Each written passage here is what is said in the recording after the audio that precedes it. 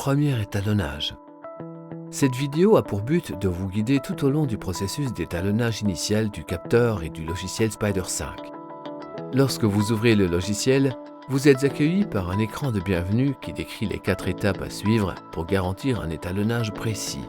Lorsque vous avez complété les 4 étapes préliminaires affichées sur l'écran de bienvenue pour obtenir un étalonnage précis, veuillez les cocher et cliquez sur « Suivant ».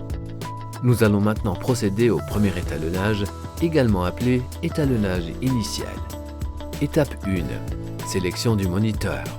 Si plus d'un moniteur est connecté à votre ordinateur, le logiciel Spider 5 affiche chaque écran dans le menu déroulant afin que vous puissiez les étalonner un par un. Pour commencer, choisissez le premier moniteur que vous souhaitez étalonner et cliquez sur « Suivant ». Étape 2. Sélectionnez le type de moniteur. Ici, sélectionnez votre type de moniteur et cliquez sur « Suivant ». Si vous n'êtes pas sûr de savoir quel type de moniteur vous devez sélectionner, utilisez le lien « Cliquez pour en savoir plus » pour ouvrir la page d'aide. Ce lien est disponible à chaque étape du processus d'étalonnage et vous guide tout au long de l'étape que vous êtes sur le point de compléter. Étape 3. Modèle d'affichage. Sélectionnez le fabricant de votre moniteur dans le menu déroulant. Si vous ne trouvez pas votre fabricant dans la liste, veuillez sélectionner « Autre » puis saisir le nom du fabricant. Ensuite, saisissez le numéro du modèle et cliquez sur « Suivant ». Étape 4. Placez le capteur Spider sur votre écran. L'appareil Spider 5 est constitué de 3 parties, un capteur, un capuchon d'objectif et un câble USB.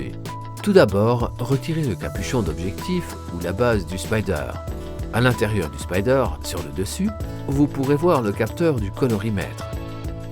Pour procéder correctement aux mesures d'étalonnage, vous devez faire reposer ce capteur à plat sur votre écran. Pour attacher le Spider 5 sur votre écran, positionnez le Spider au centre de votre moniteur de façon à ce que le capteur soit face à l'écran. Pour que le capteur reste en place, faites passer le câble de connexion en haut du moniteur et laissez le capuchon d'objectif pendre à l'arrière du moniteur en guise de contrepoids.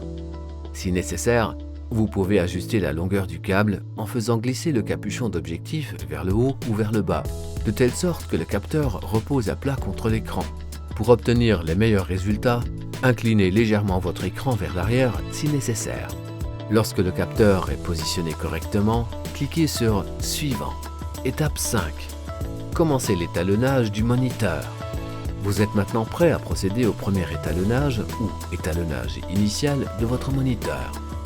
Au cours du processus d'étalonnage automatisé, Spider 5 mesure les couleurs émises par votre moniteur et les compare aux normes de couleurs de l'industrie. Pour ce faire, Spider 5 fait apparaître les normes de couleurs à l'écran et le capteur de Spider 5 mesure les couleurs émises par votre moniteur en comparaison.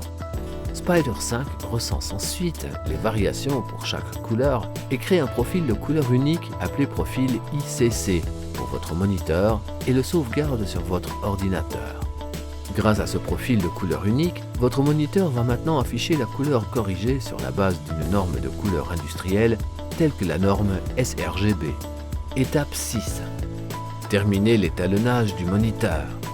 Une fois l'étalonnage terminé, retirez Spider 5 de votre moniteur et cliquez sur « Terminer ».